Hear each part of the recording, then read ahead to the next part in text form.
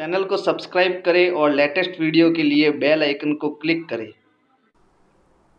नमस्कार दोस्तों, मैं जयप्रकाश देवड़ा आपका विनय क्लासेस में स्वागत करता हूं। आज हमारा जो दूसरा लेसन है उसमें आखेट खाद्य संग्रह से भोजन उत्पादन तक जो मानव के जो जितने भी क्रियाकलाप रहे हैं उसके बारे में आज अध्ययन करने वाले हैं दोस्तों। तो शुरू करते हैं। आरंभिक मानव के कार्य। दोस्तों, आज अपन आरंभिक मानव के कार्यों के बारे में पढ़ने वाले हैं। तो समझते हैं कि आरंभिक मानव के क्या कार्य रहे होंगे, क्या क्या कार्य वो करता था, क्या खाना खाता था, कैसे वो रहता था, है ना। उसके सारी जीवन के बारे में आज अपन थोड़ी सी चर्चा कर लेते हैं ना। तो आरंभ में मानव भोजन की तलाश में इधर उधर घूमकर भोजन इकट्ठा करता था। अर्थात आमतौर पर वो व्यक्ति घूमकर जीवन जिया करता था, खाना बदोश अर्थात भोजन की तलाश में एक स्थान से दूसरे स्थान पर इधर उधर वो घुमा करता था, है ना। तो आमतौर पर वे खाने के लिए जंगली जानवरों का शिकार करते थे। सबसे पहले मानव को जो वस्तुओं का या फिर जिस चीज़ की भूख लगती थी वो उसकी ओर ज़्यादा आकर्षित होता था। इसकी तलाश में वो इधर से उधर घुमा करता था।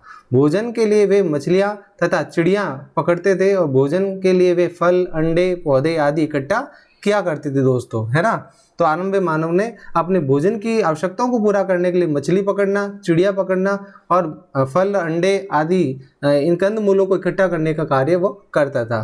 दूसरी अगर बात करें आखेट का मतलब होता है दोस्तों शिकार के लिए और पानी की तलाश में एक जगह से दूसरी जगह पर घूमते रहते थे आदि मानव, है ना दोस्तों। तो आपको ये समझ में आया होगा।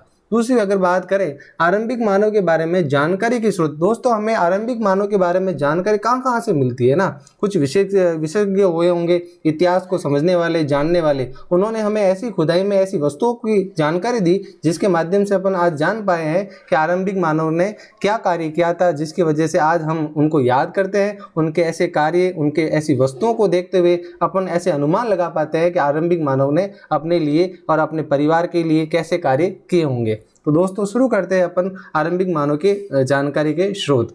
विशेषज्ञों को कुछ ऐसी वस्तुएं खुदाई में मिली जिनका उपयोग या निर्माण अपने उपयोग और आखेटक मतलब होता है शिकारी मानव संग्रह क्या करते थे, है ना। शिकार के लिए वे लोग पत्थरों, लकड़ियों और हड्डियों के औजार का इस्तेमाल करते थे। दोस्तों, ऐसी नुकीली हड्डियां या फिर ऐसे नुकीले पत्थरों के माध्यम से वे अपने शिकार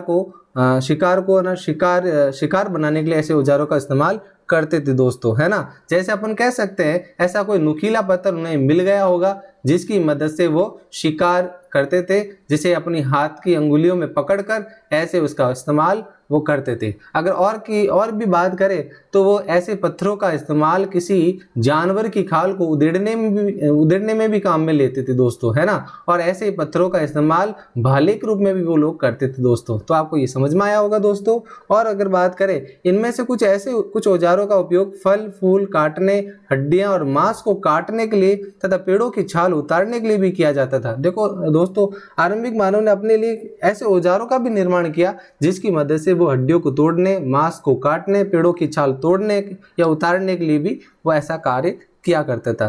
कुछ पत्थरों को नुकीला बनाकर मुट्ठी में पकड़कर शिकार में काम लिया जाता था और कुछ पत्थरों को नुकीला कर भाले बनाए भी जाते थे दोस्तों। तो आपको ये समझ में आया होगा। मैंने एक चित्र भी बना रखा है। अपने अंगुलियों में पकड़कर आदि मानव ऐसे शिकार को करता था, या फिर अपन कह सकते हैं कि भाले के रूप में ऐसे पत्थरों का इस्तेमाल वो करता था दोस्तों। नेक्स्ट अगर बात करें दोस्तों आरंभिक मानव रहने के प्रमाण, अर्थात आरंभिक मानव के रहने के कहाँ से हमें ऐसी जानकारी मिलती है दोस्तों, है ना। कुछ ऐसे चित्र भी मिले हैं दोस्तों जिसके माध्यम से अपन कह सकते हैं कि आरंभिक मानव ऐसे रहा करता था। कुछ गुफाओं में ऐसे भित्ति चित्र भी मिले दोस्तों, जिसमें ऐसे कह सकते हैं काले पत्थरों से ऐसे चित्र बनाए गए दीवारों पर, जिसके माध्यम से आदि मानव अपना जीवन दर्शाता है। जैसे एक आप देख लीजिए भीमबेटका में एक ऐसा चित्र मिला है जो आपको दिख रहा होगा कि एक जानवर के पीछे एक आदि मानव दौड़ रहा है ना। तो देखिए कैसे है ना आदि मानव अपने जीवन को आगे बढ़ा रहा है, गतिमान कर रहा है। तो कहाँ से अपन को ऐसे प्रमाण मिलते हैं उनके बारे में जानकारी अपन ग्रहण करते हैं। सबसे पहले अगर बात करें बुर्ज होम, ये जम्मू कश्मीर में दोस्तों, जम्मू कश्मीर नहीं दोस्तों, सॉरी ये हमारे से गलत प्रिंट हो गया था। अगर बात करें जम्मू कश्मीर में ऐसे बुर्ज होम मिला है जहाँ पर एक स्थान है, वहाँ से कुछ ऐसे प्रकार कह सकते हैं ऐसी चीजें वस्तुएं मिली जिसमें ये पता कर सकते हैं कि बुर्ज होम से हमें आदि मानव के प्रमाण मिले। दूसरा है मेहरगढ़, ये मेहरगढ़ है दोस्तों, मेहरगढ़ मेहरगढ़ से भी हमें, ये जो पाकिस्तान में आया हुआ है, वहाँ पर हमें कुछ ऐसी वस्तुएं मिली हैं जिसके माध्यम से अपने अनुमान लगा सकते हैं कि वहाँ पर आदि मानव कैसे रहा करता था। अगर नेक्स्ट की अगर बात करें भीमबेटका एमपी मध्य प्रदेश भारत में एक स्थान है जहाँ पर हमें आदि मानव के कुछ ऐसे चित्र मिलते हैं। देख लीजिए जो चित्र मैंने आप यहाँ लगवा रखा है, उस चित्र में आदि मानव एक बकरी या किसी जानवर का पीछा करते हुए दर्शाया गया है। एक है महागढ़ यूपी में, महागढ़ में भी ऐसे चित्र मिले हैं, ऐसी वस्तुएं मिली है जिसके आधार पर हम कह सकते हैं कि आदि मानव के यहाँ प्रमाण रहे होंगे। कोल्डी हवा, ये भी यूपी में है दोस्तों। कैसी हवा? कोल्डी हवा, ठंडी हवा। देखो ठंडी ठंडी हवा लगती है ना दोस्तों, तो अपन है ना कुछ गुफाओं में रहना पसंद करते हैं ना, तो आदि मानव भी क्या करता है, गुफाओं में रहता है ऐसी कोल्डी हवा के समय, है ना दोस्तों। कुरनूल गुफा ये तमिलनाडु में है, वहाँ पर भी ऐसे प्रमाण मिलते दोस्तों। और एक हुसगी में भी ऐसे प्रमाण मिलते दोस्तों। आइए दोस्तों अपन इन चीज जितने भी जो मैंने पॉइंट बताए हैं इनको थोड़ा डिटेल में समझने की कोशिश अपन करते हैं दोस्तों, है ना। चलो आगे बात करते हैं भीमबेटका। सबसे पहले हमारे सामने आया है भीमबेटका में जो हमें जो चित्र मिले हैं, ये भीमबेटका हमारे भारत के एक राज्य है मध्य प्रदेश, वहाँ से इस गुफा में हमें ऐसा चित्र मिला है। इस पुरास्थल से हमें गुफाएं और कंदराएं मिली। कंदराओं का मतलब होता है, गुफाओं को कहते हैं दोस्तों कंदराएं, जो बड़े बड़े पहाड़ों या फिर पर्वतों के जो नीचे गर्द में ऐसी गुफाएं मिली हैं जहां अपन ऐसे कह सकते हैं, ऐसे सबूत मिले हैं जहां पर हमें आदि मानव के रहने के प्रमाण मिले। इन गुफाओं में अपन को दोस्तों आग के भी प्रमाण मिले। देखो आग तो अभी मिलेगी नहीं, लेकिन आग के बाद में जो राख बनती है लकड़ी की, वो राख के आज प्रमाण मिले हैं। कुछ गुफाओं के अंदर मिले हैं तो कुछ गुफाओं के बाहर मिले। इसका मतलब क्या होता है दोस्तों, अंदर और बाहर का मतलब, अर्थात अंदर का मतलब है जब सर्दी लगी तो आदि मानव ने गुफा के अंदर है ना आग को इस्तेमाल किया, और अगर गर्मी लगी उस समय उसने बाहर जाकर आग का इस्तेमाल किया। अब देखो गर्मी और सर्दी का कैसे कह सकते हैं, गर्मी तो आपको समझ में नहीं आएगा, तो मैं बता देता हूँ। भोजन को पकाने के लिए वो घर के बाहर अर्थात गुफा के बाहर है ना आग का इस्तेमाल वो करता था भोजन को पकाने के लिए, है ना। और अगर रात की बात करें, गुफा के अंदर रोशनी भोजन को पकाने के लिए, अपनी खुद की सुरक्षा के लिए ना आग का इस्तेमाल वह गुफा के अंदर भी करता था दोस्तों। तो भीमबेटका पुरा स्थल से गुफाएं और कंदराएं मिली हैं। लोग इस गुफा में इसलिए रहते थे क्योंकि यहाँ उन्हें बारिश, धूप और तेज हवाओं से राहत मिलती थी दोस्तों। अगर बात करें सर्दी के मौसम तेज हवाएं चलती, इसलिए वो गुफा के अंदर रहता था। और गर्मी की बात करें तो गर्मी में आपको पता है छांव की जरूरत होती है ना, तो दोस्तों ये क्या करते थे, गुफा में जाकर धूप से बचते थे। ये गुफा नर्मदा नदी के किनारे भी आज भी स्थित है दोस्तों, जहाँ पर अपन कह सकते हैं भीमबेटका, जहाँ पर ऐसी गुफाएं मिली हैं। नेक्स्ट अगर बात करें, यहाँ से एक शैली चित्र, अर्थात कह सकते हैं शैली चित्र का मतलब नहीं है दोस्तों, यहाँ पर कह सकते हैं शैल चित्र। क्या कहेंगे, शैल चित्र का मतलब होता है भित्ति चित्र दोस्तों, यही है मतलब इसका अर्थ, तो भित्ति चित्र। और इस भित्ति चित्र से भी हमें ये जानकारी मिलती है जो शिकारी और जानवर का है। ये जो हमारे पास सामने जो चित्र लगा हुआ ये इसी का है ना, ये शैल चित्र है शिकारी और जानवर का दोस्तों। नेक्स्ट अगर बात करें दोस्तों आग की खोज, ये सबसे पहले जो अपन कह सकते हैं इसके बारे में हमें जानकारी कहाँ से मिलती है, कुरनूल गुफाएं। ये तमिलनाडु में दोस्तों हमने अभी बात की थी, देखो कुरनूल गुफाएं कहाँ हैं, कुरनूल गुफाएं तमिलनाडु में दोस्तों। तो हमें यहाँ से सबसे पहले जानकारी मिलती है कि अपन कह सकते हैं कि यहाँ पर आदि मानव ने सबसे पहले आग का आविष्कार किया था दोस्तों। थोड़ा एक होल्ड करते हैं दोस्तों ताकि मैं इसको क्लियर कर सकूं और आप जब भी इस वीडियो को देखें तो एकदम क्लियर इस चीज़ को समझ सके, है ना दोस्तों। इस चीज़ को इसलिए मैं क्लियर कर रहा हूं दोस्तों। चलो नेक्स्ट की बात करते हैं दोस्तों, हमारे सामने आग की खोज अर्थात कुरनूल गुफाओं के बारे में जानकारी ग्रहण करते हैं अपन दोस्तों, और हमारे सामने कुरनूल गुफाएं आ चुकी है दोस्तों। अब बात करते हैं कुरनूल गुफाओं की दोस्तों।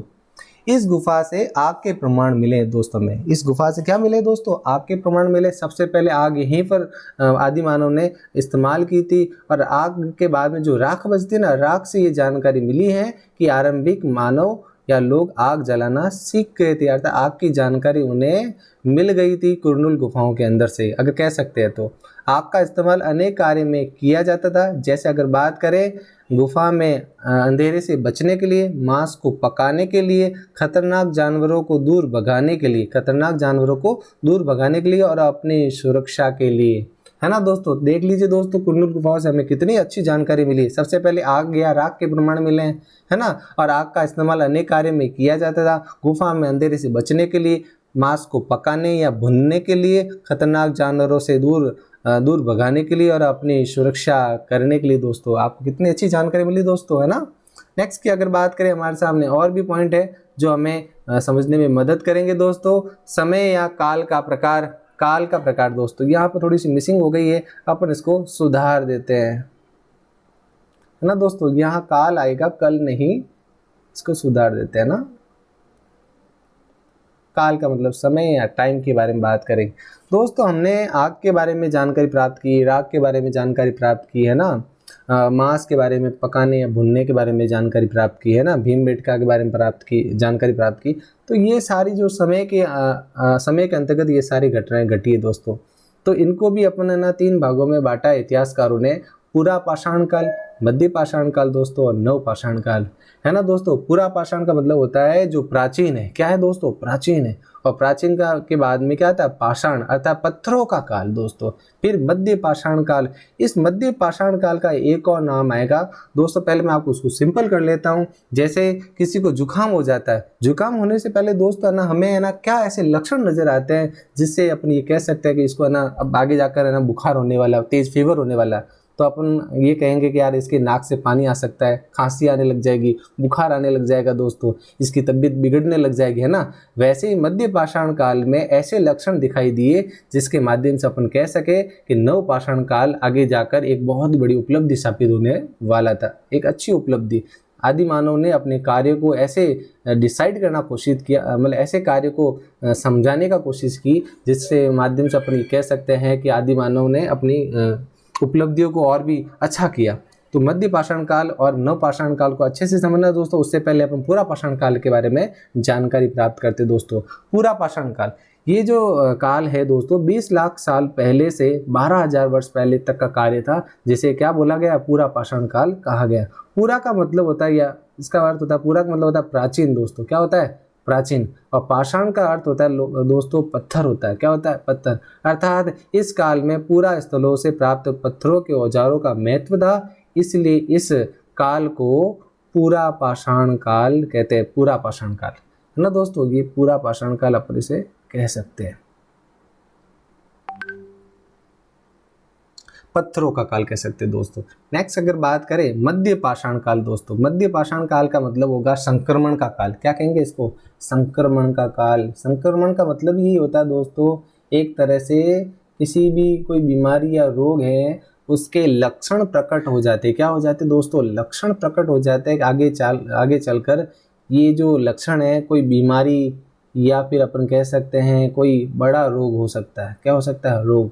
वैसे ही है ना, ये अपन इस चीज़ को समझने की कोशिश करने वाले हैं दोस्तों। तो बात करते हैं मध्य पाषाण काल की। ये 12,000 साल पहले से 10,000 साल पहले का टाइम पीरियड था। अर्थात अपन कह सकते हैं ये जो टाइम पीरियड है मध्य पाषाण काल का था, जिस काल में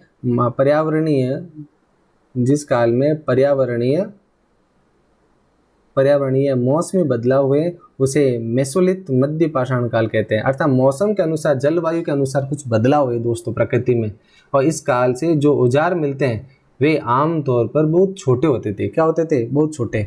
अगर अपन बात करें अपने नेक्स्ट जो पिछली वाली स्लाइड थी पूरा पाषाण काल में, उसमें आदि मानव को औजारों की जो आकृति है वो पता नहीं होती थी। उसके पास में जो भी मिलता था वो बड़ा होता था। क्या होता था, बड़ा, दीर्घ होता था। जैसे अगर बात करें पत्थर ले लिया, अगर शिकार करना तो इतना बड़ा पत्थर है ना, जानवर पर दे मारते थे ऐसे, ताकि जानवर घायल हो जाता और उसको पकड़कर वो भोजन के लिए कच्चा ही खा लेते थे, है ना, इतना बड़ा पत्थर, है ना। तो मतलब अपन कह सकते हैं कि आदि मानव को इतनी ज़्यादा बुद्धि नहीं थी कि वह वस्तु को छोटा बड़ा कर सके, है ना दोस्तों।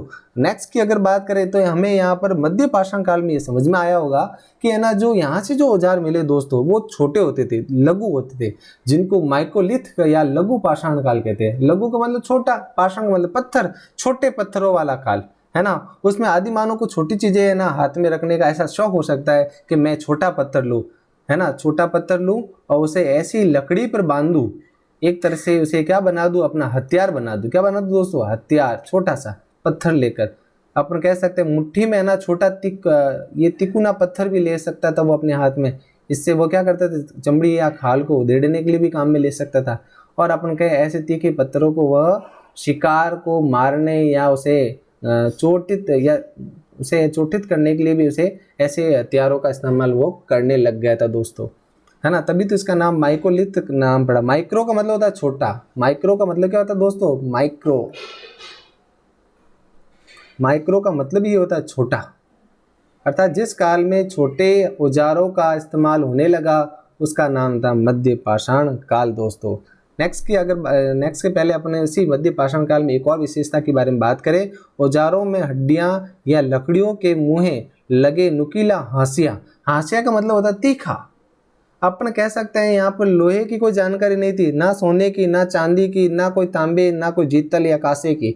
यहाँ तो पत्थरों का काल की बात करेंगे। देखो सब जितने भी काल के बारे में बात करें वो पत्थरों का काल है दोस्तों। तो यहाँ पर आदि मानव को सिर्फ पत्थरों की जानकारी थी कि ये पत्थर इतना होता है, इतना बड़ा होता है, इतना भारी होता है। ये बस अपन कह सकते हैं भोजन या शिकारी को है ना शिकार करने में काम में आता था, बस इतनी जानकारी थी दोस्तों, है ना।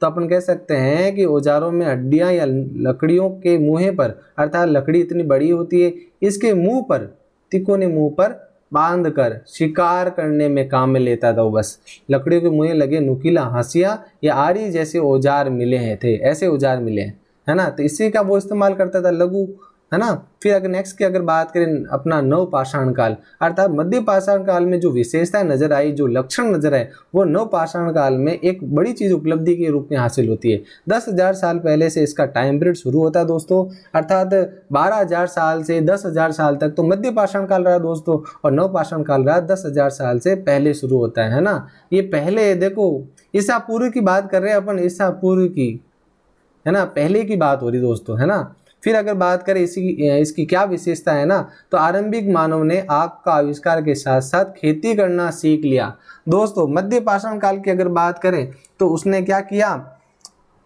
यहाँ पर वो व्यक्ति अपने जीवन को सुधारने में कुछ ऐसे काम को करने लगे। जैसे अगर बात करें पूरा पाषाण काल में तो वो बड़े बड़े औजारों को इस्तेमाल करता था, है ना। मध्य पाषाण काल में छोटे औजारों का इस्तेमाल करने लग गया, अर्थात बुद्धि का थोड़ा विकास हुआ दोस्तों, है ना यहाँ पर। और फिर अगर नव पाषाण काल की बात करें तो एकदम उसने ऐसे हथियारों का निर्माण कर लिया जो उसके लिए वरदान साबित हो गए। कैसे, मैं बताना चाहूँगा। ऐसे हथियार जैसे अपन कह सकते हैं गदा जैसे, ऐसे तीखा, ऐसे आपने ऐसे कार्टून पे बहुत सारे कार्टून देखे होंगे जिसमें ऐसे गधे के आकर, गधा नहीं कह सकते अपन, गधा होता है, उसको ऐसे पत्थर को ऐसा इतना बड़ा नुकीला तीखा भारी बना दिया जिसके एक वार से जानवर घायल हो सकता था, ऐसे नवपाषाण काल में। तो इसमें अगर बात करें विशेषता क्या है, आरंभिक मानव ने आग का आविष्कार के साथ साथ खेती करना सीख लिया, अर्थात वह घुमक्कड़ जीवन उसने बंद कर दिया, एक जगह पर रहना सीख लिया, है ना। तो अपन कह सकते हैं पूरा पाषाण काल और मध्य पाषाण काल तक तो वो क्या करता था, घुमक्कड़ जीवन जीता था दोस्तों, घुमक्कड़ जीवन जीता था। लेकिन नव पाषाण काल में वो एक जगह स्थायी रहना कैसे सीखता है, जब वो खेती कार्य करना सीखता दोस्तों, खेती करेगा। क्योंकि मध्य पाषाण काल में, अब मैं आपको इतना नहीं बता पाऊंगा दोस्तों, लेकिन मध्य पाषाण काल की ऐसी विशेषता थी जिसके माध्यम से अपन ये कह सकते हैं कि ये ना नव पाषाण काल मध्य पाषाण काल की आधारशिला पर ही टिका हुआ है ना। तो आदि मानव ने आग का आविष्कार सीखा, है ना। उससे पहले उसने ऐसे पौधों, ऐसे जंगली पौधों को देखा उगते हुए, है ना। हर बार तो वह बस उसका आहार में काम में ले रहा था, लेकिन मध्य पाषाण काल में ऐसी चीज़ें देखी जिसके माध्यम से उसने समझा कि ये ऐसे पौधे जो होते हैं, ऐसे जो पौधे होते हैं, हमने तो इनका ये फल ले लिया, इसकी जड़ काम में ले ली, इसके पत्ते काम में ले लिए, लेकिन ये कैसे उगते हैं इसकी जानकारी उसे मध्य पाषाण काल में थोड़ी थोड़ी हो गई थी दोस्तों। लेकिन मध्य के बाद में जब नव पाषाण काल आया 10,000 साल पहले से, उसमें उसने ऐसे पौधों के बीजों को उगाना शुरू किया दोस्तों। बीजों को क्या किया, उगाना शुरू किया। बारिश हुई तो इन बीजों से ऐसे पौधों का अंकुरित होने लगे, ऐसे बीज अंकुरित होने लगे, और जिसके माध्यम से उसे ये समझ आ गई कि इन पौधों से ऐसे पौधे विकसित होते हैं जिसके माध्यम से भोजन की प्राप्ति होती है दोस्तों, है ना। तो आदि मानव ने खेती करना शुरू किया, स्थायी बसना शुरू किया। जैसे अगर बात करें हमारे सामने और भी कुछ ऐसी चीज़ें मैं बताना चाहूँगा आपको, जैसे स्थायी बसेगा, मान लो कि इसने यहाँ खेती कार्य शुरू कर दी, चलो खेती कार्य शुरू कर दिया, ठीक है। अब खेती कार्य करेगा तो उसको ये पता थोड़ी है कि ना यहाँ पर है ना उसके बाउंड्री बनानी चाहिए कि खेतों में कोई जंगली जानवर नहीं घुस जाए। इसके लिए वो क्या करेगा, दिन रात यहाँ पर चौकीदारी करेगा, वो रात दिन, और रात दिन करेगा इसका मतलब है वो अपनी अपनी जो बस्ती है ना वो खेत के आसपास ही लगाएगा, है ना। तो ये आपको समझ में आ रहा होगा कि जब खेती कार्य करेगा तभी तो वो स्थायी रहना सीखेगा, है ना। तो ऐसे खेती करना वो सीख गया और इस काल में मानव ने स्थायी रहना सीख लिया और इसी काल में मानव ने पालतू जानवरों को काम में लेना भी सीख लिया, पशुपालन भी सीख लिया। अर्थात अपनी बस्तियों के आस में ऐसा चारा डाला, जैसे अपन कह सकते हैं किसी भी चीज़ को ललचाने के लिए, अपने पास रखने के लिए ऐसे चारा डाला जाता है। जैसे मछली को तालाब से अगर निकालना है या उसे खाने में लेना है, इसके लिए अपन को ऐसा कांटा जिसके ऊपर ऐसे चारा रखना पड़ेगा ताकि मछली उस कांटे की तरफ आकर्षित हो जाए, है ना। इसके लिए आदि मानव ने ही ऐसे ही किया। भाई पालतू जानवर बहुत सारे थे, अब पालतू जानवर को कैसे है ना अपने काम में लेना है, उसे कैसे है ना, उससे कैसी चीज़ें उससे लेनी, जैसे दूध है, दही, अपन सॉरी दही का नहीं बोलूँगा, दूध है, कह सकते हैं मांस है ना, उसकी खाल है ना, ये जो चीज़ें उसको चाहिए, इसके लिए उसे है ना पालतू जानवरों को रखना पड़ेगा। अब खेती कार्य करेगा तो हल भी तो जोतना पड़ेगा दोस्तों, इसके लिए उसे जानवर की तो जरूरत पड़ेगी ना। इसके लिए वो क्या करेगा, पालतू जानवरों को अपने पास रखने के लिए पहले उनको ना अपनी ओर आकर्षित करने के लिए चारा डालेगा और कुछ जानवर इसकी ओर आकर्षित होंगे और फिर कुछ जानवरों की वो रक्षा भी करेगा, है ना। फिर जानवर क्या करेंगे, उसके पास उसका भरोसा जीत लेंगे, उसके बाद आदि मानव उनको क्या बना देगा, अपना पालतू जानवर बना देगा दोस्तों, है ना। तो आपको ये समझ में आया होगा कैसे पालतू जानवरों को उसने अपने काम में लेना सीख लिया।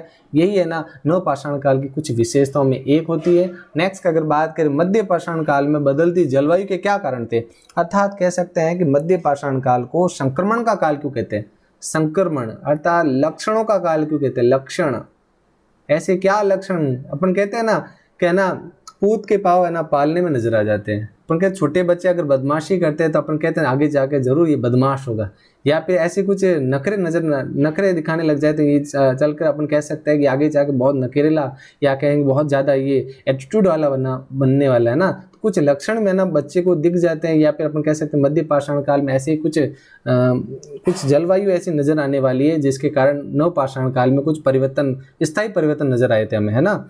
तो मध्य पाषाण काल की कुछ जलवायु के कारण देखते हैं। लगभग इसी काल में दुनिया की जलवायु में बड़े बदलाव आए। बदलाव का मतलब है लक्षण या कह सकते हैं परिवर्तन नजर आए दोस्तों, परिवर्तन नजर आए और गर्मी बढ़ने लगी। देखो भाई मध्य पाषाण काल में गर्मी कैसे बढ़ेगी, गर्मी बढ़ेगी अर्थात सूर्य का तापमान बढ़ा। क्या बढ़ा दोस्तों, सूर्य का तापमान बढ़ा तभी तो गर्मी बढ़ी।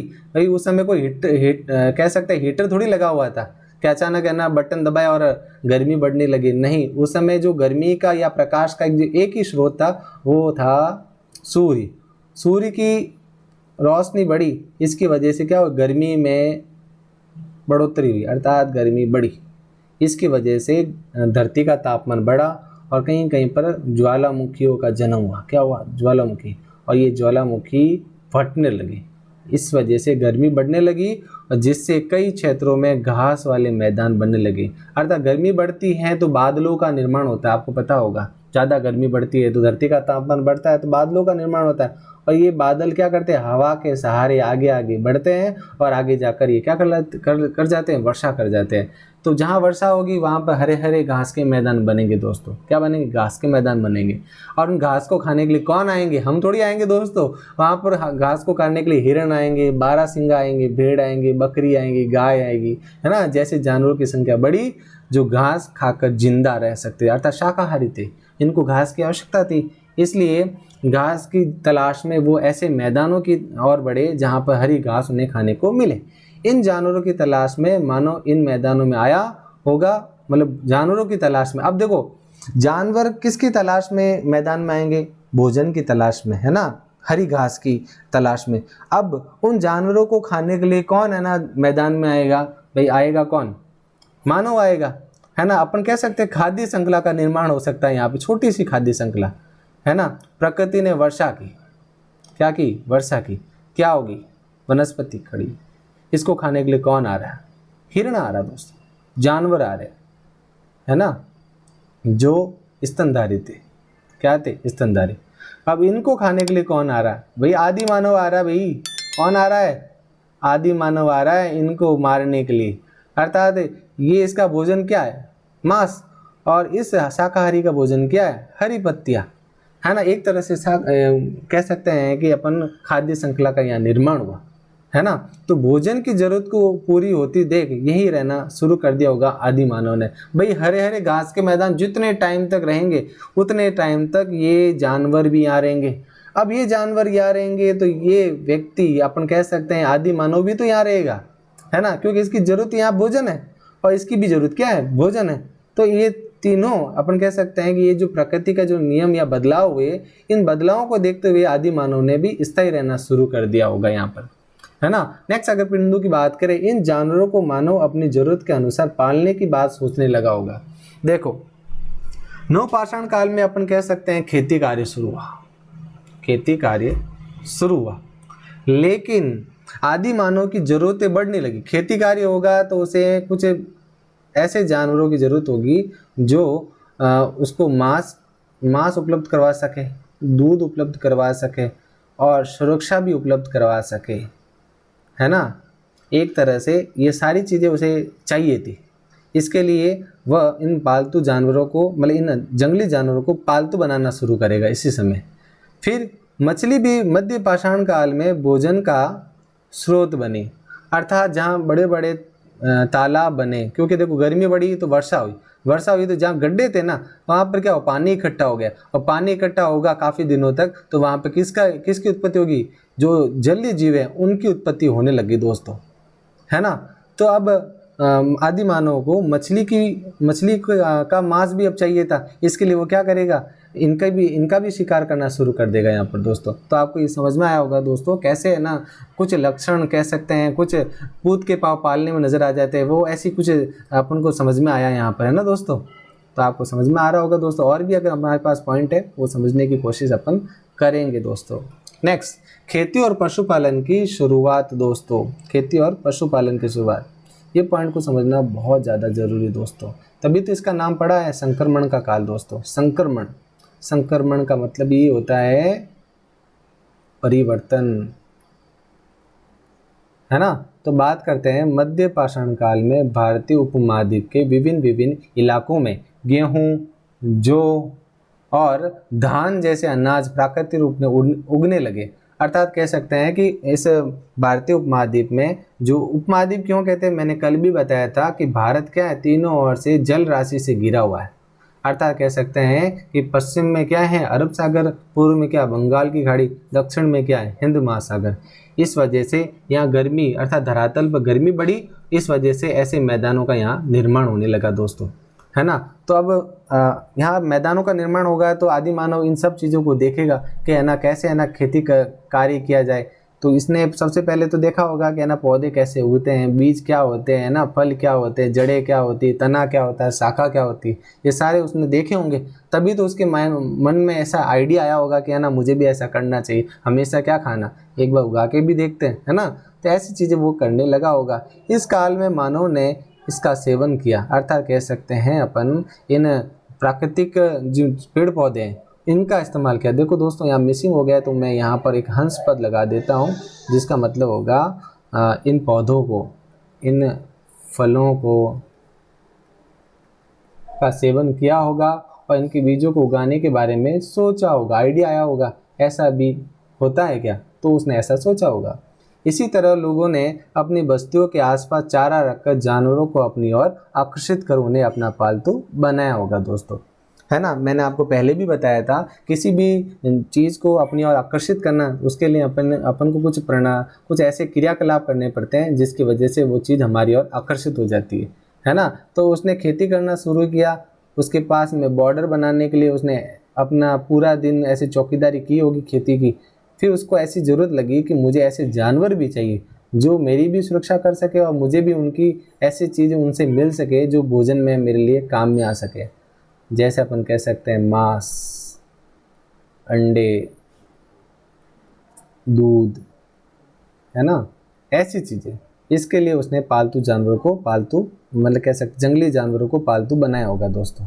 सबसे पहले जिस जंतु को जानवर बनाया गया या पालतू बनाया गया दोस्तों, जानवर को, या फिर से कोई दिक्कत हुई है दोस्तों, मैं इसको सॉल्व कर लेता हूँ हंसपद लगाकर।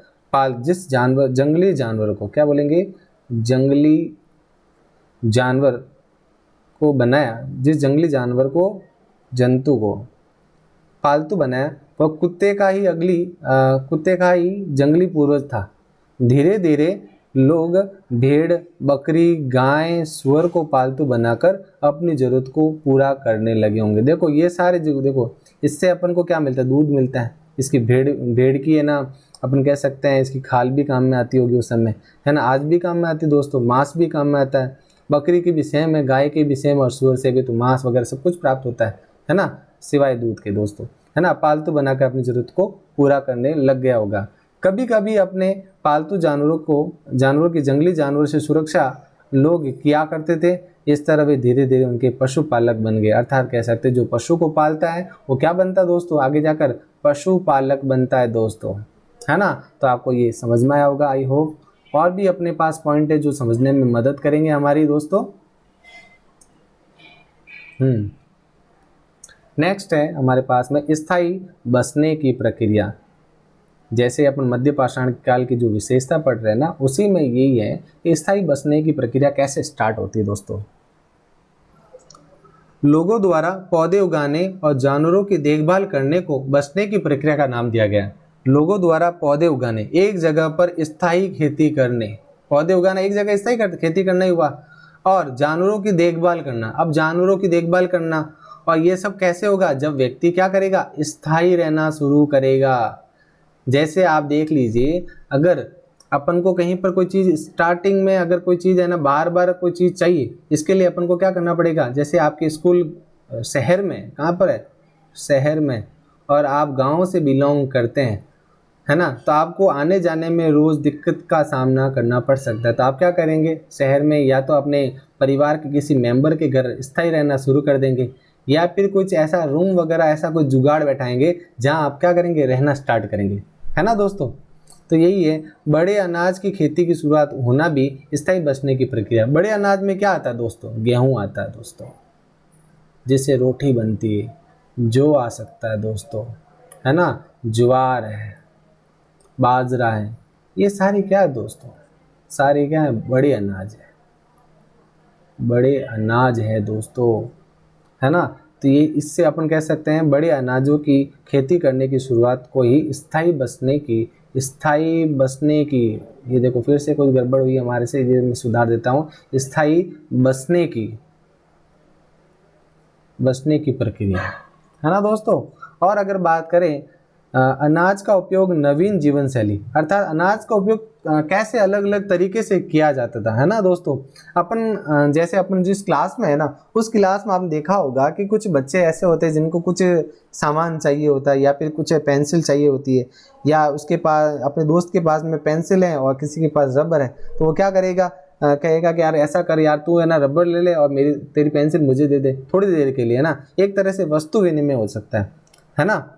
जैसे मैं एक उदाहरण देता हूँ, जब है ना रुपये का आविष्कार नहीं हुआ था, मुद्रा का आविष्कार नहीं हुआ था, उससे पहले क्या होता, वस्तु विनिमय होता था। क्या होता था दोस्तों, वस्तु विनिमय।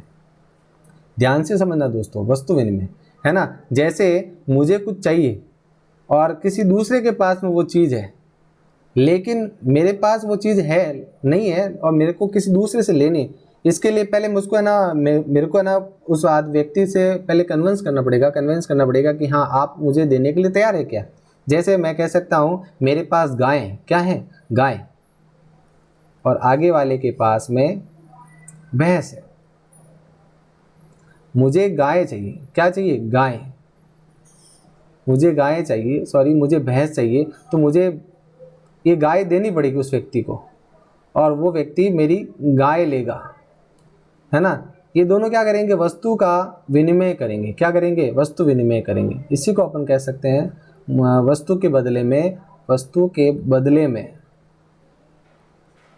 देना, वस्तु के बदले में वस्तु देना, वस्तु विनिमय कहलाता है दोस्तों। ये आप पढ़ेंगे, वस्तु विनिमय कहलाता है, वस्तु विनिमय कहलाता है। है ना। अगर मेरे पास में कोई वस्तु नहीं है तो किसी दूसरे के पास में है तो मुझे पहले वो कुछ दूसरी वस्तु उसे देनी पड़ेगी, तब जाके मुझे मेरी वो वस्तु उससे मिलेगी, है ना। तो अनाज का उपयोग अलग अलग कार्य में या नवीन जीवन शैली में भी अनाज का उपयोग किया जाता था। सबसे पहले बात करें बीज के रूप में, अनाज बीज के रूप में, अर्थात तो किसी को खेती करनी है और मेरे पास बीज है तो वो मेरे से क्या लेके जाएगा, बीज लेके जाएगा और बदले में मुझे कोई दूसरी वस्तु देगा दोस्तों, है ना। तो एक तरह से विनिमय में बीज का भी काम होने लगा। फिर अगर बात करें भोजन के रूप में, जो बीज, जैसे अपन कह सकते हैं गेहूं है ना दोस्तों, ये गेहूं बीज भी है दोस्तों, है ना। और उस समय उपहार के रूप में भी है ना लोग क्या करते थे, गेहूं का इस्तेमाल करते थे। जैसे किसी को कोई कार्य हो गया तो उसके लिए वो गेहूं देने जा रहा है उसको, ऐसे उपहार के रूप में। तो भोजन के रूप में भी अनाज का उपयोग वो करता था। नेक्स्ट की अगर बात करें उपहार के रूप में, उपहार के रूप में भी लोग है ना वस्तु विनिमय करते थे। और अगर चौथे बिंदु की बात करें वस्तु विनिमय के रूप में, जो मैंने बता रखा, गाय के बदले में भैंस देना और भैंस के बदले में गाय देना, है ना, एक तरह से वस्तु विनिमय था, है ना। जैसे और अगर बात करें भंडारण के रूप में, जैसे भंडारण का मतलब होता है किसी भी चीज़ को इकट्ठा करना। जैसे मैंने एक कोई ऐसा कोई बर्तन बनाया है जिसमें बहुत सारे क्या हैं, बीज हैं, गेहूँ कह सकते हैं, क्या है, गेहूँ। एक तरह से मैं भंडारण कर रहा हूँ, क्या कर रहा हूँ, भंडारण। तो बहुत सारी, जैसे मैंने खेती की गेहूँ की, तो गेहूँ मेरे पास बहुत हो गया है, तो मैं अपने घर पर क्या बनाऊँगा, उसका भंडार गृह बनाऊँगा। क्या बनाऊँगा, भंडार गृह। और इस भंडार गृह में मैं क्या रखूँगा दोस्तों, भंडार गृह में गेहूँ को इकट्ठा करूँगा। तो देखो अनाज का उपयोग कैसे अलग अलग तरीके में काम में आने लगा, बीज के रूप में, भोजन के रूप में, उपहार के रूप में, वस्तु विनिमय के रूप में, भंडारण के रूप में दोस्तों। नेक्स्ट अगर बात करें दोस्तों, और भी सारे पॉइंट हैं।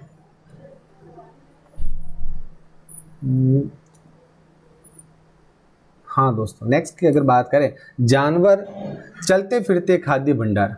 अब देखो पालतू जानवर मैंने देखो पालतू जानवरों को आदि मानव ने अपना पालतू बना दिया, है ना। अब जानवरों का क्या क्या उपयोग होगा, है ना। मानव जंतुओं को पालतू बनाकर अपनी बस्तियों के आसपास रखने लगा, है ना, सुरक्षा के लिए भी कह सकते हैं अपन, है ना। फिर अगर नेक्स्ट की बात करें, जानवर बच्चे देते हैं जिससे उनकी संख्या बढ़ती है। भाई जानवर स्तनधारी हैं या फिर कुछ जानवर पक्षी के रूप में हैं तो वो अंडे भी देते हैं और अंडों से क्या निकलते हैं, चूजे निकलते हैं। एक तरह से उन जानवरों की संख्या में क्या हो रही है, बढ़ोतरी हो रही है, संख्या बढ़ रही है ना। एक तरह से मानव के लिए फायदा ही, लाभ ही है ना। कैसे, जैसे उनसे जानवरों से क्या मिलता है, दूध मिलता है, मांस मिलता है दोस्तों, और उनकी खाल भी काम में आती है। तो कितना कुछ है ना काम में लिया जा रहा है ना। जैसे किसी को खेती कार्य करवाना है तो पालतू जानवर खेती कार्य में भी मदद कर सकते हैं दोस्तों, है ना। जानवरों से दूध, मांस और उनकी खाल मिलती है जो मानव के लिए उपयोगी थे, है ना। नेक्स्ट बिंदु की बात करें, पशुपालन भोजन के भंडारण का एक तरीका, पशुपालन, है ना। यही है दोस्तों, ज़्यादा से ज़्यादा अगर पशु पालेंगे तो हमें दूध की किल्लत नहीं होगी, मांस की किल्लत नहीं होगी और खाल की भी दिक्कत नहीं होगी, है ना। जब चाहे है ना घर में चलते फिरते फ्रिज रहेंगे। चलते फिरते फ्रिज का मतलब क्या है ना, एकदम प्योर आपको है ना प्योर दूध मिलेगा घर के अंदर। अगर आपके है ना पशु पाले हुए हैं तो दूध कभी भी मिल सकता है, मांस कभी भी मिल सकता है ना, और उनकी खाल भी कभी भी मिल सकती थी। एक तरह से भंडारण हुआ कि नहीं हुआ दोस्तों। सारी चीज़ें आपके स्टोर रूम में पड़ी है ना, कहीं जाने की जरूरत नहीं, किसी के पास उसके पास जाने की जरूरत नहीं है। हमारे घर में ही है ना ये सारी चीज़ें हमें मिल सकती है, दूध मिल सकता है, मांस मिल सकता है और बहुत सारी चीज़ें हमें पालतू जानवरों से मिल सकती है दोस्तों। और अगर और बात करें हमारे पास में स्थायी जीवन की ओर, है ना, ये सारे कार्य करेगा आदि मानव के भाई है ना स्थायी रहना शुरू कर दिया उसने, भोजन की प्राप्ति उसे हो रही है, दूध, मांस और खाल उसे मिल रहा है, तब है ना वो खेती कार्य तो करेगा ही ना। खेती कार्य ये ना मध्य पाषाण काल की विशेषताओं में से एक है, क्योंकि उसे स्थायी जीवन यहाँ मिलने लग गया था। एक तरह से लक्षण नजर आने लग गए थे मध्य पाषाण काल में, जो आगे चलकर नव पाषाण काल की क्या हुई, विशेषता बनी दोस्तों, विशेषता हुई। जैसे पुरातत्वविदों को, ये पुरातत्वविद क्या होते हैं, जिसको इतिहास के बारे में जानकारी होती है, जिसने अध्ययन किया है, उसे पुरातत्वविद कहते हैं। को कुछ पुरा स्थलों से, पुरा स्थल मतलब जहाँ से ऐसी इमारतें मिली है, वस्तुएं मिली, उन्हें पुरा स्थल कहेंगे। से झोपड़ियाँ मिली है और घरों से निशान मिले, घरों से क्या मिले, घरों के भी निशान मिले, घरों के निशान मिले हैं। जैसे बुर्ज होम कश्मीर से यहाँ के लोग जमीन में गड्ढा बनाकर रहते थे। देखो भाई ये रही जमीन, अब आदि मानव क्या कर रहा था, उधर इतना बड़ा गड्ढा बनाया, उसके अंदर सीढ़ियाँ बनाई। क्या बनाई? सीढ़ियाँ। अब यह सीढ़ियाँ क्यों बनाई? इतने बड़े गड्ढे में डायरेक्ट तो वो जंप कर सकता है, लेकिन डायरेक्ट बाहर नहीं आ सकता। इसके लिए उसने क्या किया? सीढ़ियाँ बनाई बाहर तक आने जाने के लिए, है ना, ताकि सर्दी के समय वह जमीन की गर्मी से अपने शरीर की रक्षा कर सके और जंगली जानवरों से भी अपनी रक्षा कर सके। इसलिए वो गर्त, जमीन में गड्ढा बनाकर रहते थे दोस्तों, जिसे गर्तवास कहते हैं। गर्त का मतलब गड्ढे में वास, है ना दोस्तों। कितना सिंपल है दोस्तों। इसमें उतरने के लिए सीढ़ियाँ बनी होती थी और गर्तवास ठंड से बचने के लिए बनाए गए होंगे। यहाँ से राख के अवशेष भी मिले हैं, जिससे जानकारी मिलती है दोस्तों कि यहाँ ये लोग सुरक्षा और भोजन पकाने के लिए आग जलाना जानते थे दोस्तों, है ना। कितनी अच्छी जानकारी है। बुर्ज होम से इतनी अच्छी जानकारी हमें मिल रही है। कश्मीर में आया हो दोस्तों, आज भी ऐसे स्थल है दोस्तों। ये ना केवल किताबों तक ही सीमित नहीं है मेरे प्यारे दोस्तों, ये सारी चीज़ें आज भी जब भी आपको मौका मिले, जब आप बड़े हो जाओ अपने परिवार के साथ में आप जरूर यहाँ इन स्थलों का भ्रमण करना दोस्तों। ये सारी चीज़ें हमारे इंडिया, बाकी सारे देशों में भी हैं दोस्तों ऐसी चीज़ें, है ना। कितनी अच्छी जानकारी है ना। बुर्ज होम से इतनी सारी चीज़ें मिली है। बुर्ज होम से एक चीज़ जरूर याद रखना दोस्तों, यहाँ गर्तवास मिले और गर्तवास में क्या मिली है? सीढ़ियाँ मिली है। और सीढ़ियाँ वगैरह क्यों काम आती थी? क्योंकि ठंड से बचने के लिए। ठंड को एक और नाम बोलते हैं दोस्तों, इसको है ना दोस्तों पाला भी कहते हैं। क्या कहते हैं? पाला, ओस भी कह सकते हैं, है ना, ठंड सर्दी भी कह सकते हैं। कितने है ना इसके है ना पर्यायवाची हो सकते हैं, ऐसा कह सकते हैं अपन, है ना। और आग की भी जानकारी हमें मिलती है कि ये गर्तवास के बाहर या अंदर राख के प्रमाण या सबूत मिले हैं, जिसके माध्यम से अपन ये कह सकते हैं दोस्तों कि भोजन को पकाने के लिए आग का आविष्कार उसने कर दिया होगा शायद, है ना। नेक्स्ट की अगर बात करें दोस्तों, करते हैं दोस्तों, हमारे सामने बहुत सारे पॉइंट है जिसको समझना बहुत ही ज़्यादा ज़रूरी है दोस्तों, है ना।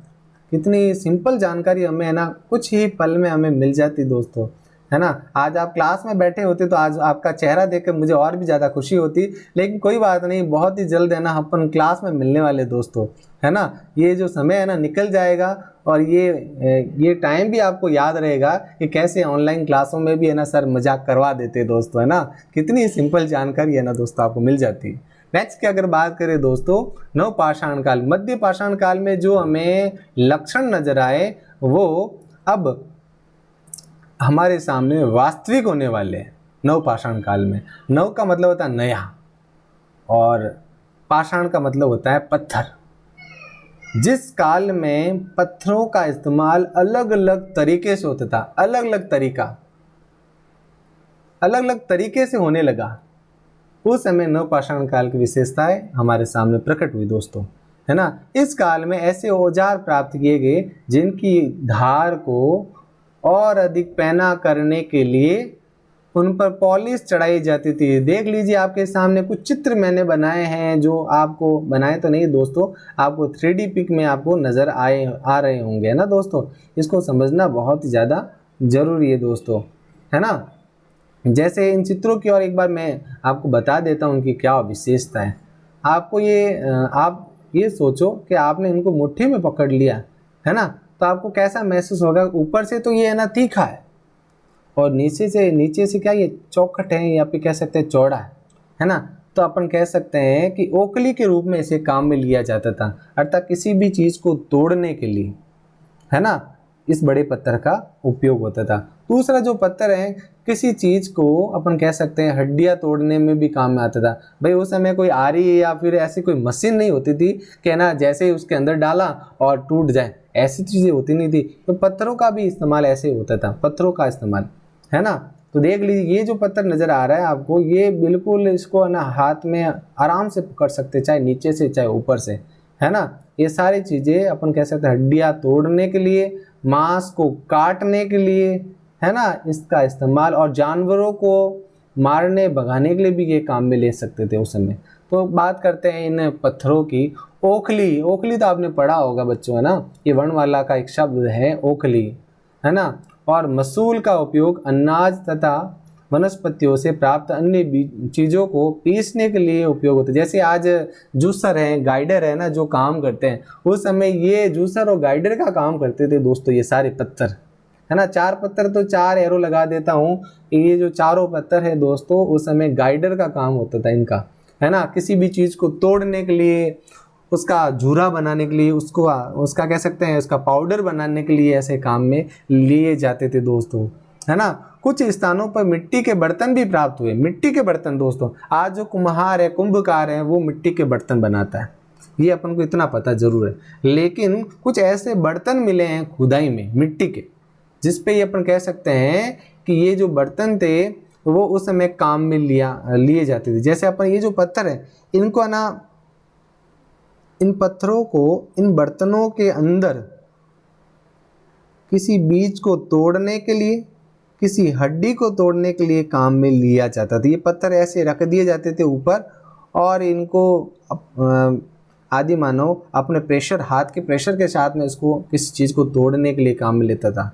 जैसे मान लेते हैं शुतुरमुर्ग का अंडा कितना बड़ा होता है दोस्तों, है ना, हाथ से तो टूटेगा नहीं, है ना। तो उसके लिए क्या करना पड़ेगा, बड़े बड़े पत्थरों का इस्तेमाल करना पड़ेगा। आदि मानव का तो भोजन था अंडे वगैरह, मांस वगैरह, है ना। तो इसके लिए वो क्या करते हैं, इन पत्थरों से ना इसका इस्तेमाल करता था। कुछ स्थानों पर मिट्टी के बर्तन भी प्राप्त हुए हैं। कभी कभी इन बर्तनों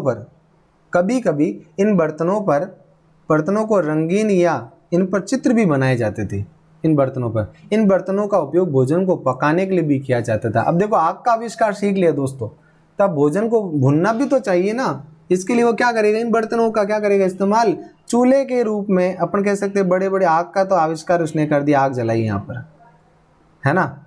अब भोजन रखेगा इसके अंदर, है ना, ये रहा बर्तन।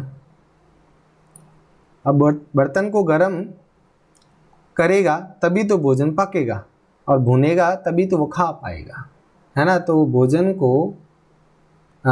को पकाने के लिए भी, है ना, इन बर्तनों का इस्तेमाल वो करता था दोस्तों, है ना। कितनी अच्छी जानकारी दोस्तों हमें मिल जाती है ऐसे ही, है ना। और भी बात करते हैं दोस्तों, है ना, खूब सारी जानकारी है जो हमें सीखनी चाहिए दोस्तों। और भी अगर बात करें, नेक्स्ट हमारा जो पॉइंट है उसको समझते हैं। तो दोस्तों अपन इसी चीज़ को आगे बढ़ाते हैं कि नवपाषाण काल में कैसी विशेषता रही है ना दोस्तों। तो आपने कैसे समझा होगा कि ना इन पत्थरों का इस्तेमाल कैसे होता था, है ना दोस्तों। 4 पत्थरों का इस्तेमाल अलग अलग तरीके से होता था, है ना। चूर्ण, एक तरह से अपन कह सकते हैं किसी चीज़ को तोड़ने के लिए, किसी चीज़ को एकदम पतला बनाने के लिए, किसी चीज़ को नुकीला करने के लिए, किसी चीज़ को पीसने के लिए, इतने सारी चीज़ का मतलब इन पत्थरों का उपयोग किया जाता था, है ना। और बर्तनों का उपयोग भोजन को पकाने के लिए भी किया जाता था दोस्तों। और अगर नेक्स्ट की बात करें, मेहरगढ़ में जीवन मृत्यु कैसे होती है दोस्तों। मेहरगढ़ पाकिस्तान में वर्तमान में दोस्तों, और मेहरगढ़ में ऐसा क्या हुआ जिसको, है ना, आज अपन इतना याद कर रहे हैं। पाकिस्तान के साथ साथ में पड़ोसी मुल्क है दोस्तों, लेकिन है तो अपना ही भाई, बिछड़ा हुआ, कभी ना कभी तो मिल ही जाएगा दोस्तों, है ना। तो मेहरगढ़ की आज और बात करते हैं अपने सामने। मेहरगढ़ का क्या ऐसा टॉपिक है उसको देखते हैं ना। मेहरगढ़ पाकिस्तान में, यहाँ पर बसने वाले स्त्री पुरुषों ने गेहूं और जौ उगाना शुरू किया, और इसी के साथ भेड़ बकरी पालन भी शुरू किया। तो मेहरगढ़ के लोगों ने भी क्या किया, भारत के जैसे ही, है ना, मतलब कि अलग अलग स्थानों पर जैसे कार्य चल रहा था उसके जैसे उन्होंने ऐसा कार्य शुरू किया। स्त्री पुरुषों ने गेहूं जौ उगाना शुरू किया, भेड़ बकरी पशुपालन शुरू किया। यहाँ से विभिन्न प्रकार के जानवरों की हड्डियाँ मिली है ना। हमारे इतिहासकारों को कह सकते हैं, पुरातत्वविद को, है ना, ऐसी खुदाई में ऐसी हड्डियाँ मिली, ऐसी वस्तुएं मिली दोस्तों, है ना, जिनसे हमें ये जानकारी मिलती है कि यहाँ के लोग हिरण, सूअर जैसे जंगली जानवरों और भेड़ बकरियों की हड्डियाँ भी मिली है। अर्थात कह सकते हैं हिरण का भी कह सकते हैं, हिरण का मांस वो खाते होंगे, सूअर का मांस खाते होंगे, है ना। और भेड़ बकरी का ये लोग क्या करते, पालन करते थे, इनका पालन करते थे, और इनसे अपनी ज़रूरत को भी पूरा करते थे दोस्तों। नेक्स्ट की अगर बात करें, यहाँ आयताकार घरों के भी प्रमाण मिले। आयताकार आपने पढ़ा है लोग दोस्तों, ये गणित का ही अपना एक चैप्टर है, आयत, है ना। चारों ओर से बंद घिरी आकृति को आयत कहते हैं ना, जिसकी लंबाई चौड़ाई क्या हो, बराबर हो एक तरह से, है ना। तो यहाँ आयताकार घरों के भी प्रमाण मिले हैं। प्रत्येक घर में 4 या उससे अधिक कमरे मिले, 4 या उससे अधिक क्या मिले, कमरे मिले, जिनसे कुछ कमरे भंडारण के लिए भी काम आते थे। इसके जस्ट आगे हमारे पास में एक और स्लाइड है जिसपे मैंने चित्र के माध्यम से ये बताने का स्पष्ट प्रयास किया है कि आपको जल्दी समझ में आए। देखो 4 कमरे, 4 से अधिक कमरे मिले, डबल मंजिल या दोगुना मंजिल नहीं होती थी, है ना। सिंपल ये ना कह सकते हैं एक मंजिल में ये ना 4 से अधिक कमरे मिले हैं, जहाँ पर कुछ ऐसे कमरे मिले हैं जहाँ पर क्या होता था, भंडारण का काम होता था। जैसे अपन कह सकते हैं गेहूँ, जो ज्वार बाजरा वगैरह, है ना, भोजन की जो सामग्री थी उनका भंडारण उन घरों के अंदर भी किया जाता था दोस्तों। नेक्स्ट अगर बात करें, मेहरगढ़ से कुछ कब्रें भी मिले। कब्र का मतलब समझते हो दोस्तों, है ना।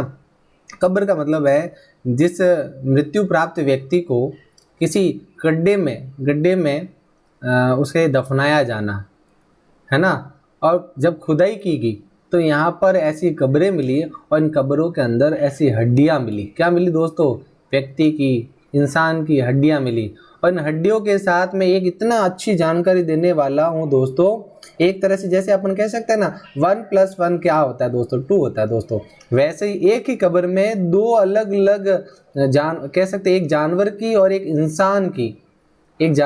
इंसान की हड्डियाँ मिली, है ना। तो मेहरगढ़ एक ऐसा स्थान है जहाँ पर इंसान मतलब कह सकते हैं मानव के साथ में बकरे की भी हड्डियाँ मिली है दोस्तों, मानव के साथ में बकरे की भी हड्डियाँ मिली है। इसी के जस्ट आगे है ना मेरे पास स्लाइड है जिसमें आपको स्पष्ट हो जाएगा कि ऐसा हुआ है दोस्तों, है ना।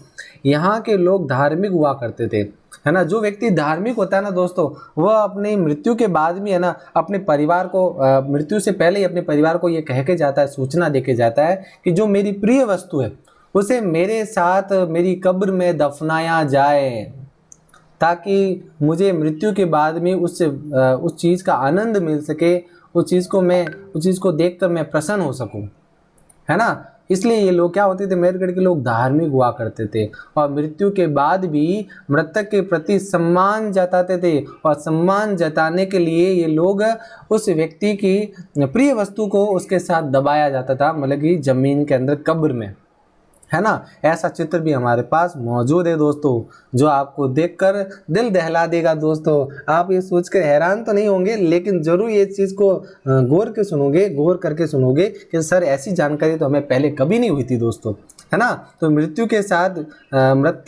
के साथ में भी उस वस्तु को, ये थोड़ा मिसिंग हो गया है, मृतक के साथ क्या कहेंगे दोस्तों, मृतक के साथ, मृतक का मतलब है जो मर गया व्यक्ति, मृतक के साथ उसकी वस्तु को भी उसके साथ कब्र में रखा जाता था। और मेहरगढ़ से एक मृतक के साथ बकरी की भी हड्डियां मिली है ना। तो देखिए दोस्तों आपको कैसी वो जानकारी मिलती है और वो स्लाइड कैसे काम में आने वाली है हमारे। तो देखिए ये जो चित्र हैं उसमें एक व्यक्ति, ये तो जो है ये है मानव दोस्तों, क्या है, मानव। और ये जो नज़र आ रहा है दोस्तों, देखिए ये जो नज़र आ रहा है आपको ये वाला, इसमें ये बकरी है दोस्तों, और ये दोनों हैं जो एक कब्र में मिले, एक ही कब्र में, है ना। इसका मतलब यह है कि मेहरगढ़ के लोग, अर्थात मेहरगढ़ के लोग धार्मिक प्रकृति के थे, तभी तो अपनी प्रिय वस्तु या किसी प्रिय प्राणी या वस्तु को मृत्यु के बाद भी अपनी कब्र में जगह देते थे। क्या देते थे, जगह, है ना, जगह देते थे। तो ऐसा उन्होंने अपनी कब्र में ऐसे दर्शाने की कोशिश की, है ना। और ये जो चित्र नज़र आ रहा है, सेकंड जो चित्र है हमारा, सेकंड, फर्स्ट तो आपने समझ लिया होगा कि एक व्यक्ति की कब्र में उस व्यक्ति की अस्थियों के साथ में बकरी की भी अस्थियां मिली, है ना। दूसरा जो चित्र है उसमें अपन देख रहे हैं कि 4 कमरे हैं। क्या दोस्तों, ये सारे क्या है, 4 कमरे हैं दोस्तों। और इन 4 कमरों में अलग अलग थोड़ी व्यवस्थाएं, है ना। 4 कमरे हैं, आंगन तो नज़र ही नहीं आ रहा दोस्तों मेहरगढ़ में, है ना। और कुछ ऐसी, देखो ये जो चौथा जो कमरा है इसमें एक भंडार कक्ष मिला है। क्या मिला है, भंडार कक्ष। और इस भंडार कक्ष में ये लोग, मेहरगढ़ के लोग कह सकते हैं भोजन सामग्री रखा करते थे, भोजन सामग्री रखा करते थे, है ना। तो ये देखो भंडार कक्ष में ये रहा भंडार कक्ष और 4 कमरे हैं, इसमें तो 4 बताए हैं, लेकिन जानकारी मिलती है कि हमारे इतिहासकारों ने बताया है कि मेहरगढ़ एक ऐसा स्थान था जहाँ पर एक घर में 4 से अधिक कमरे भी मिले हैं, जहाँ पर कुछ कमरों में भोजन सामग्री रखी जाती थी भंडार कक्ष के रूप में। तो दोस्तों आपको कैसी लगी मेरी ये जानकारी, कमेंट करके ज़रूर बताइएगा और इस चैनल को सब्सक्राइब करिएगा। और आपका ये दोस्त जयप्रकाश फिर एक नई वीडियो के साथ में आपके सामने उपस्थित होगा कल ही, है ना। तब तक आप सभी अपना ख्याल रखें, अपने परिवार का ख्याल रखें और गुड नाइट दोस्तों, धन्यवाद, थैंक यू। विनय क्लासेज की प्लेलिस्ट के लिए आपको YouTube के सर्च में जाना है, ऊपर लिखना है विनय क्लासेज और सर्च करना है। इसमें आपको मेरा चैनल दिखाई देगा, चैनल में आपको जाना है। इसके बाद में यहाँ पर देखो होम वीडियोज़ और प्लेलिस्ट का ऑप्शन है, तो इस प्रकार से आप मेरी प्लेलिस्ट पा सकते हैं।